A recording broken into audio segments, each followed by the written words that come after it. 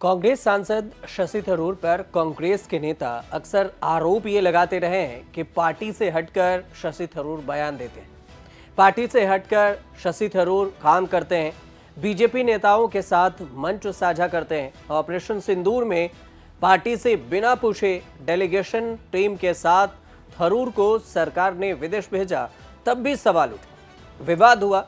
सवाल के बीच में शशि थरूर अब रफ्फू करने की कोशिश कर रहे हैं।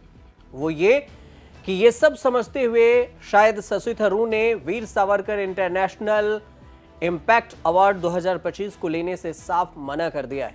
शशि थरूर को शायद पता है कि जिस मुद्दे को लेकर राहुल गांधी बीजेपी को घेरते रहे, कांग्रेस घेरती रही है, जिसके खिलाफ बयान देने से राहुल गांधी पर केस चल रहा है, अब उनके नाम से अवार्ड लेना कतई उचित नहीं होगा। और यही वजह है कि जब शशि थरूर को एक स्वयंसेवी समूह HRDS इंडिया ने Veer Savarkar international impact award 2025 देने का ऐलान किया, तो शशि थरूर ने इस अवार्ड को स्वीकार करने से इनकार कर दिया। कुल 6 लोगों को अवार्ड दिया जाना था, लेकिन शशि थरूर के मुताबिक उन्हें मीडिया रिपोर्ट से पता चला कि दिल्ली में उन्हें यह अवार्ड दिया जाना है, जिसके लिए उन्हें नॉमिनेट किया गया। शशि थरूर ने इस पर कहा कि उन्हें इस ऐलान के बारे में तुरंत पता चला और जब वह केरल में स्थानीय निकाय चुनाव के लिए थे, तब अचानक से इस बात की उन्हें खबर होती है, उनसे पूछा ही नहीं गया। शशि थरूर तिरुवनंतपुरम में मीडिया से बातचीत करते हुए कहा कि मुझे पुरस्कार के बारे में न तो बताया गया था और न ही मैंने इसे स्वीकार किया। उन्होंने आयोजकों को उनके सहमति के बिना नाम घोषित करने के लिए गैर जिम्मेदार बताया। हालांकि इसके बाद आयोजकों की तरफ से भी बयान आया। आयोजकों ने शशि थरूर के इस दावे को खारिज कर दिया, नकार दिया सीधे तौर से, और आयोजकों का कहना हुआ कि शशि थरूर को पहले ही इसकी जानकारी थी, लेकिन वह पुरस्कार लेने से डर रहे हैं। आयोजकों ने शशि थरूर के आरोप को खारिज कर दिया और मिंट की एक रिपोर्ट के मुताबिक इस अवार्ड को पेश कर रहे हैं high range rural development society HRDS India के सचिव अर्जी कृष्णन। उन्होंने कहा है कि कांग्रेस सांसद को अवार्ड के बारे में काफी पहले ही सूचित कर दिया गया था।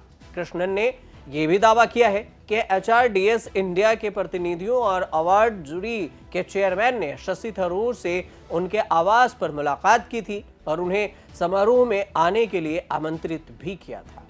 पुरस्कार समारोह 10 दिसंबर को होना था और इस बीच में इससे पहले ही शशि थरूर का ये बयान आ गया। NDMC कन्वेंशन हॉल में यह आयोजन था। रक्षा मंत्री राजनाथ सिंह इस कार्यक्रम का उद्घाटन करने के लिए पहुंचे, लेकिन शशि थरूर ने इस बयान पर यह कहा, इस पुरस्कार को लेने से संगठन और मुझसे बिना जानकारी के ही हमें अवार्ड दिया गया है और देने की बात हुई है, दिया नहीं गया, घोषणा हुई है, तो इसलिए हम इस अवार्ड को स्वीकार नहीं करते।